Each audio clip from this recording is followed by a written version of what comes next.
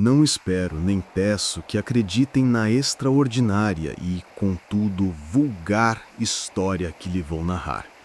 Na realidade, seriam loucos se tal esperasse, num caso em que os meus sentidos repelem o seu próprio testemunho. E, todavia, eu não sou um doido, e não estou sonhando com certeza. Mas, como devo morrer amanhã, quero hoje aliviar a minha alma. O meu fim imediato é apresentar ao mundo, claramente, sucintamente e sem comentários, uma série de simples acontecimentos domésticos. Pelas suas consequências, esses acontecimentos terrificaram-me, torturaram-me, aniquilaram-me. Entretanto, não tentarei aclará-los. Considero-os horríveis, ainda que a muitas pessoas possam parecer menos terríveis do que estranhos. É possível que mais tarde haja uma inteligência mais serena, que reduza o meu fantasma à situação comezinha de simples lugar comum. Uma inteligência mais serena, mais lógica e muito menos excitável que a minha, que nada mais achará nos acontecimentos que um conto com terror, do que uma sucessão ordinária de causas e efeitos naturalíssimos. Desde a infância que era notado meu caráter naturalmente humilde e bondoso. A sensibilidade do meu coração era até então notória, que fizera de mim o joguete de meus companheiros. A minha maior tendência era uma amizade louca pelos animais, de que possuía uma grande variedade, com que a minha família me presenteara. Passava quase todo o tempo com eles e nunca me sentia tão feliz como quando lhes dava de comer ou os acariciava. Esta particularidade de meu caráter aumentou com o desenvolvimento físico, de forma que, depois de homem, o entreter-me com animais era um dos meus maiores prazeres. Aos que sentiram uma grande afeição por um cão fiel e inteligente, não necessito explicar a natureza ou a intensidade do gosto proveniente de tal afeição. Há na amizade desinteressada do animal, no sacrifício de si próprio, o quer que seja que toca diretamente no coração do que tem frequentemente ocasião de verificar a vil amizade e fidelidade mesquinha do homem natural. Casei-me e considerei-me verdadeiramente feliz por encontrar em minha mulher uma disposição de caráter semelhante à minha. Visto que eu gostava imenso dos animais domésticos, minha esposa não perdia nunca a menor ocasião de acrescentar o número dos que possuíamos. Tínhamos pássaros, um peixe dourado, um lindo cão, coelhos, um saguim e um gato. Este último era um animal notoriamente forte e belo, completamente preto, de uma inteligência maravilhosa. Sempre que falava da inteligência do gato, minha mulher, que no fundo era um pouco supersticiosa, fazia frequentes alusões à velha crença popular que considera todos os gatos pretos como feiticeiras disfarçadas. Isto não quer dizer que ela acreditasse na lenda. Se menciono o fato, é simplesmente porque me ocorreu neste momento a memória.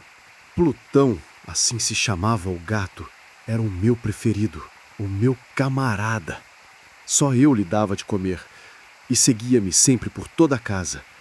Era mesmo com dificuldade que conseguia de impedi-lo de me seguir pelas ruas. A nossa amizade durou muitos anos, durante os quais o conjunto do meu caráter e do meu temperamento, por intervenção do demônio da intemperança, com vergonha eu confesso, sofreu uma alteração, radicalmente má. Tornei-me dia a dia indiferente pelos sentimentos dos outros. Empregava uma linguagem brutal sempre que falava de minha mulher, por fim cheguei mesmo a agredi-la. Os meus pobres amigos naturalmente ressentiram-se da mudança do meu caráter. Não somente eu os desprezava, mas também os maltratava. Continuava, contudo, a ter por Plutão uma consideração que me impedia de o maltratar, enquanto que não sentia o menor escrúpulo em bater nos coelhos, no saguim e mesmo no cão, quando o acaso ou a amizade que tinham por mim faziam com que os encontrassem em frente do pé. Como me tornasse cada vez mais intratável. Que vício há que possa comparar-se ao álcool? O próprio Plutão, que envelhecia e que por isso me incomodava com as suas carícias, o próprio Plutão começou a conhecer os efeitos do meu péssimo caráter. Uma noite, Ao entrar em casa muito embriagado, de volta de um botequinho onde habitualmente passava as noites, pareceu-me que o gato fugia de mim. Agarrei-o, mas ele, atemorizado pela minha violência, feriu-me levemente na mão com os dentes. Repentinamente, apossou-se de mim um furor de demônio. Desconheci-me. A minha alma pareceu abandonar subitamente o corpo e minha perversidade hiperdiabólica, saturada de gin, penetrou todas as fibras do meu ser. Tirei da algibeira do colete um canivete e abri-o. Agarrei o gato pelo pescoço e friamente fiz-lhe saltar um dos olhos da órbita. Coro, sinto ferver meu sangue, estremeço ao escrever esta inclassificável atrocidade. Quando a razão me voltou com o dia, depois de terem desaparecido os vapores do meu deboche noturno, tive um sentimento, um misto, de horror e remorso pelo crime que praticara. Mas era um fraco e equívoco sentimento de que a alma não se ressentiu. Voltei de novo aos excessos alcoólicos, afogando bem depressa no vinho a lembrança do meu crime. Entretanto, a cura do gato progredia lentamente. A órbita do olho perdido apresentava, é verdade, um aspecto repelente, mas o animal não indicava dever sofrer para o futuro. Andava pela casa como costumava, mas logo que me ouvia os passos, fugia aterrorizado. De meu antigo caráter restava ainda o suficiente para que me afligisse com a evidente antipatia de um animal que eu dantes tanto gostara. Mas esse sentimento foi indepressa substituído pela irritação. E então apareceu, para complemento da minha queda fatal e irrevogável, o espírito da perversidade. Deste espírito não tem a filosofia a menor noção. Todavia, tão certo como existir a minha alma, creio que a perversidade é uma das primitivas impulsões do coração humano, uma das primeiras indivisíveis faculdades ou sentimentos que dirigem o caráter do homem. Quem se não surpreendeu 100 vezes cometendo uma ação tola ou vil pela simples razão de saber que não devia cometê-la? Não temos nós uma frequente inclinação, apesar da excelência de nosso senso, para violar o que se chama a lei, simplesmente por compreendermos que é a lei? O espírito de perversidade, disse eu, causou a minha ruína final. Senti o desejo ardente, insondável, da alma se torturar a si própria, de violentar a própria natureza, de fazer o mal pelo amor ao mal que me levou a continuar e finalmente a consumar o suplício que infligira ao pobre animal inofensivo. Uma manhã, com toda a presença de espírito, passei um nó corredio em volta do pescoço do gato e pendurei-o ao tronco de uma árvore. Pendurei-o com os olhos rasos de lágrima, com o mais amargo remorso no coração. Pendurei-o porque sabia que me amara e porque sentia que o pobre animal nunca me dera razão de zanga. Pendurei-o porque sabia que, procedendo assim, cometia um pecado mortal que comprometia a minha alma imortal ao ponto de a colocar, se uma tal coisa fosse possível, para além da misericórdia do Deus misericordioso e terribilíssimo. Na noite que se seguiu ao dia que se seguiu àquele cruel ato, fui acordado em sobressalto pelo grito de "Fogo! Fogo!". Os cortinados do meu leito eram pasto das chamas. Toda a casa ardia. Foi com muita dificuldade que escapamos ao sinistro, minha mulher, um criado e eu. A perda foi completa. Toda a minha fortuna foi destruída pelo incêndio, o que me fez cair num desespero profundo. Não pretendo estabelecer uma ligação entre a atrocidade e o desastre. Sou superior a essa fraqueza.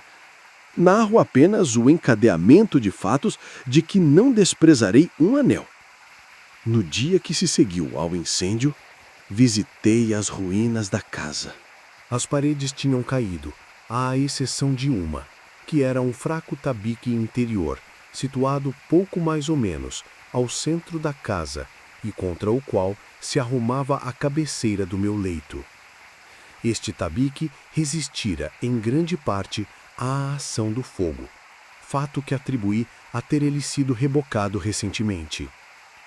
Em volta do tabique apinhava-se uma multidão enorme que parecia examinar minuciosa e atentamente uma certa parte dele.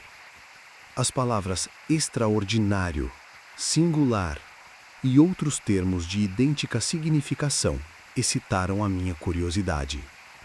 Aproximei-me e vi, semelhante a um baixo relevo esculpido na superfície branca da parede, a figura de um gigantesco gato. A imagem reproduzira-se com uma exatidão verdadeiramente maravilhosa. Em volta do pescoço do gato havia uma corda. Imediatamente ao ver esta aparição, porque não poderia considerar o fato senão como uma aparição, o meu espanto e o meu terror foram extremos. Mas, por fim, a reflexão auxiliou-me. O gato, lembro-me perfeitamente, fora dependurado num jardim adjacente à casa.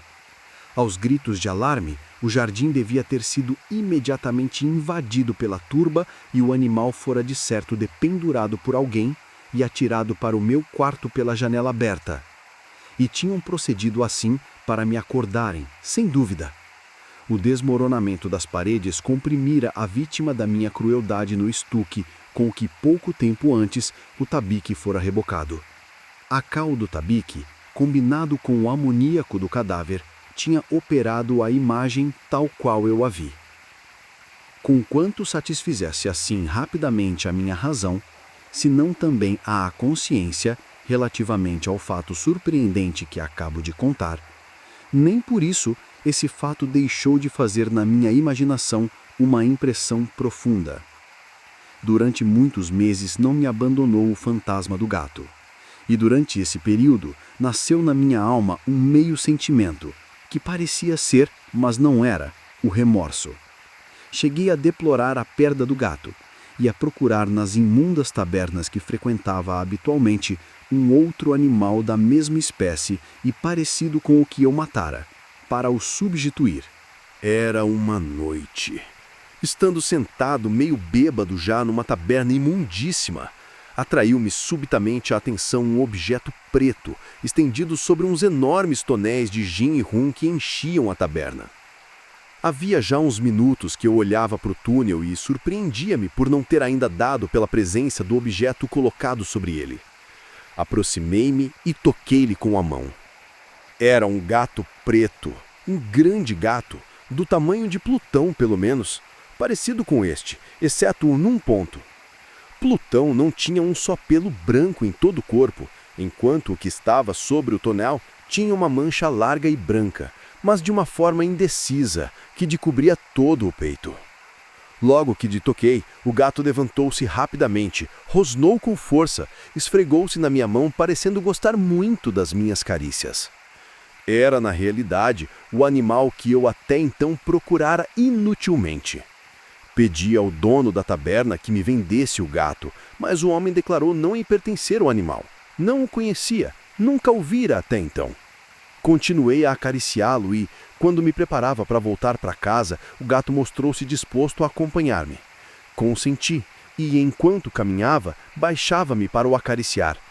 Logo que chegamos, o gato como que se achou em sua casa, tornando-se imediatamente muito amigo de minha mulher. De minha parte, senti logo nascer uma grande antipatia pelo gato. Sucedia justamente o contrário do que esperava. Mas a verdade, não sei como nem por que se dava este fato, era que a sua evidente amizade por mim quase me incomodava e aborrecia. Lentamente, estes sentimentos de incômodo e de aborrecimento aumentaram até ao ódio. Evitava o animal e uma certa sensação de vergonha e a lembrança do meu primeiro ato de crueldade impediam-me de o maltratar. Durante algumas semanas me abstive de lhe bater ou de o tratar violentamente, mas gradualmente, insensivelmente, comecei a olhá-lo com indizível terror e a fugir de sua odiosa presença como de um hálito empestado.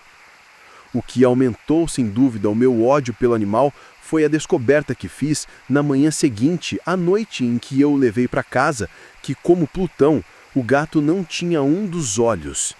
Esta circunstância, de resto, apenas fez com que minha mulher gostasse mais dele, porque, como já disse, ela possuía em alto grau essa ternura de sentimento que fora meu traço característico e a contínua origem de meus prazeres mais simples e mais puros.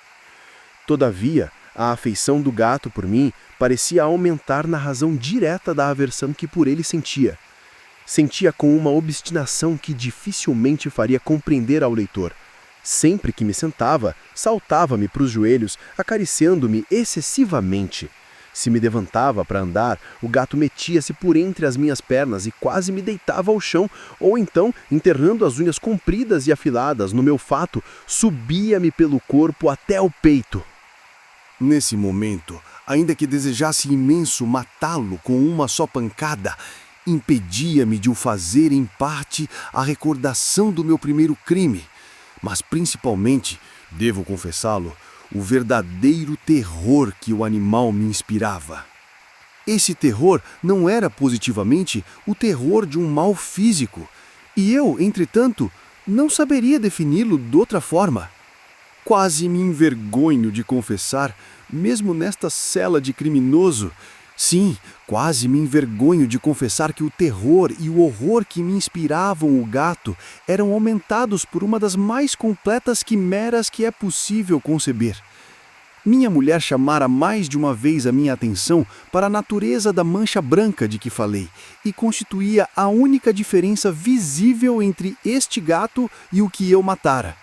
O leitor lembra-se, sem dúvida, de eu lhe haver dito que a mancha, apesar de grande, era primitivamente indefinida na forma, mas lentamente, por graus imperceptíveis e que a minha razão se esforçou duramente muito tempo por considerar imaginários, tomara por fim uma rigorosa nitidez de contornos.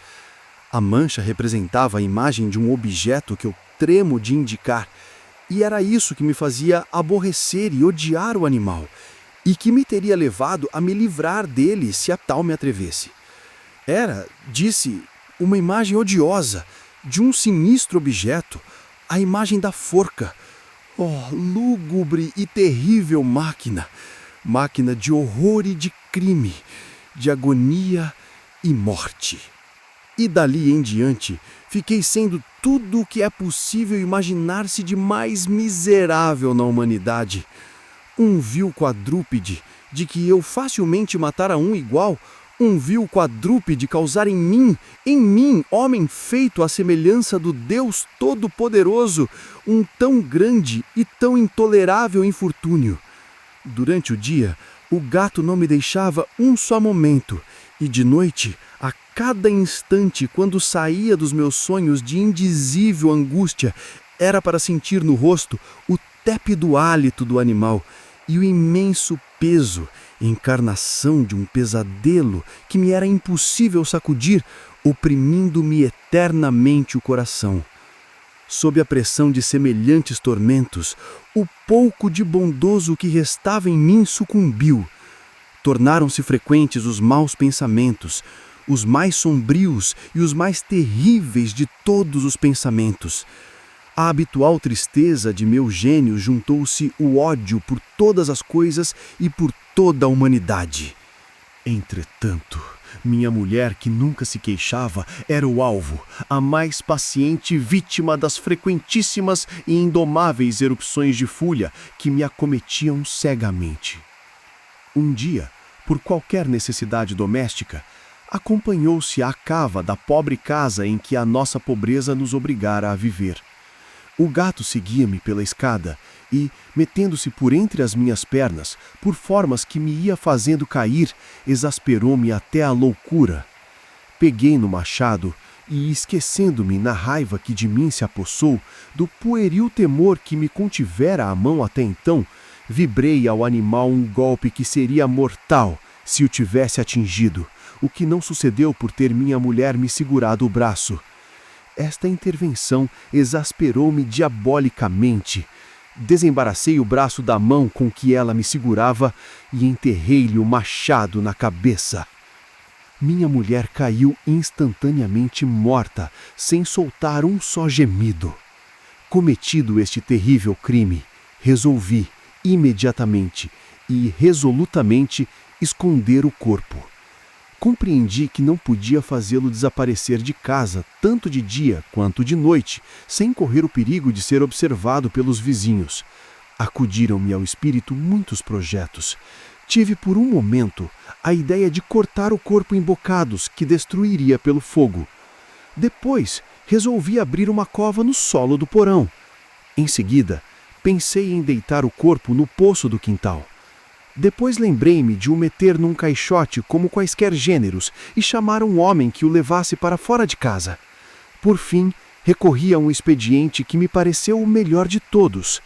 Resolvi emparedar o corpo no porão, como os frades da Idade Média emparedavam, segundo se diz, as suas vítimas. O porão tinha uma excelente disposição para semelhante desígnio.